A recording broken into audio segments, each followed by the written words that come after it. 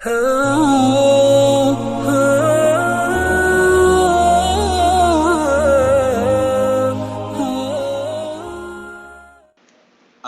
دعا۔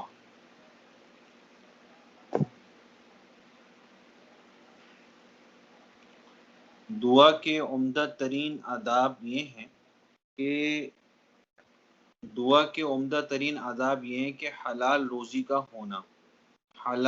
کا ہونا، راز گوئی کی عادت اور دعا میں گڑ گڑانا، قبولیت کے لیے جلدی نہ کرنا، شروع میں اللہ تعالیٰ کی حمد و ثنا کرنا، نبی کریم صلی اللہ علیہ وسلم پر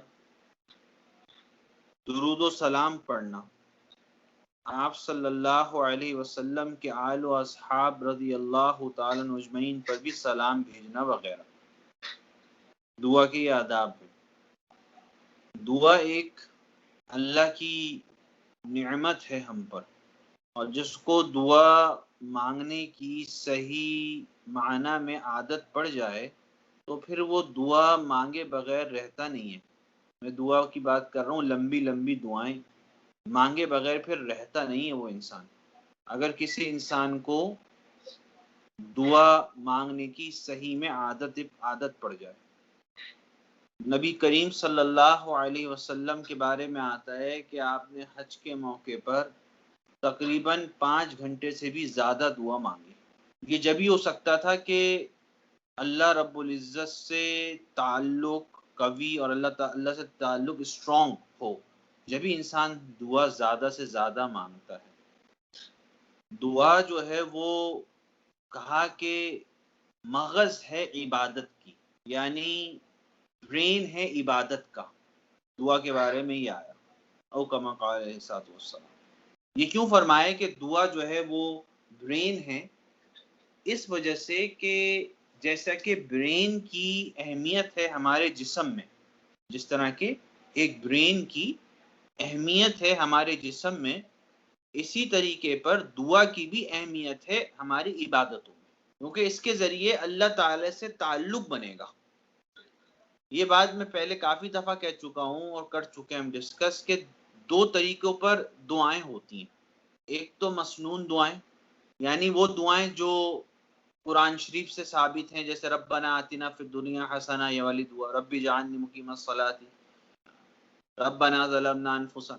تو یہ دعائیں جو ہیں وہ قرآن سے ثابت ہیں، لا الہ الا انت سبحانک، یہ جو پوری، اور بھی بہت ساری ہیں، حدیث سے کچھ بہت ساری دعائیں ثابت ہیں۔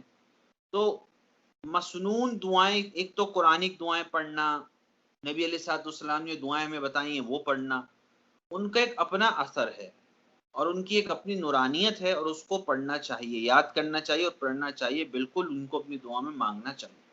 ایک ہوتی ہے مناجات کرنا، یعنی اللہ سے باتیں کرنا، اللہ رب العزت کو اپنی باتیں سنانا، اللہ رب العزت کو اپنی باتیں سنانا، اس کو کہتے ہیں مناجات۔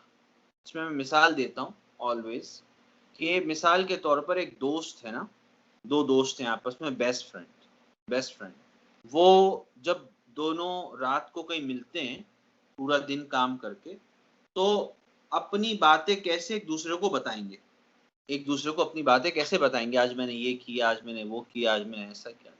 تو اللہ رب العزت کو بھی ویسے ہی سنانی ہے کہ اللہ آج میں نے ایسا کیا، یا اللہ آج میں، حالانکہ اللہ کو سب پتہ ہے، لیکن ہمارا تعلق اللہ سے مضبوط ہو جائے، اس کے لیے یہ کرنا پڑے گا، اللہ سے باتیں کرنی پڑیں گی، اور اس کو اپنی زبان میں کرنا پڑے گا، اور ویسے ہی کرنا پڑے گا جیسے ہم کسی اور سے باتیں کرتے ہیں، ویسے ہی اللہ سے باتیں کرنی پڑیں گی۔ جیسا کہ ہم کسی دوسرے کو سناتے ہیں باتیں، اپنی ان کو پورے دن کی باتیں کرتے ہیں ان کے سامنے، اسی طریقے سے اللہ کے سامنے بھی پورے دن کی اس طرح ہی باتیں کرنی پڑیں گی۔ اس سے اللہ تعالیٰ سے تعلق جو ہے نا وہ مضبوط ہوتا ہے، اس سے اللہ تعالیٰ سے تعلق مضبوط ہوتا ہے، اور جب اللہ تعالیٰ سے تعلق مضبوط ہوتا ہے تو پھر سارے کام اللہ پاک آسان کر دیتے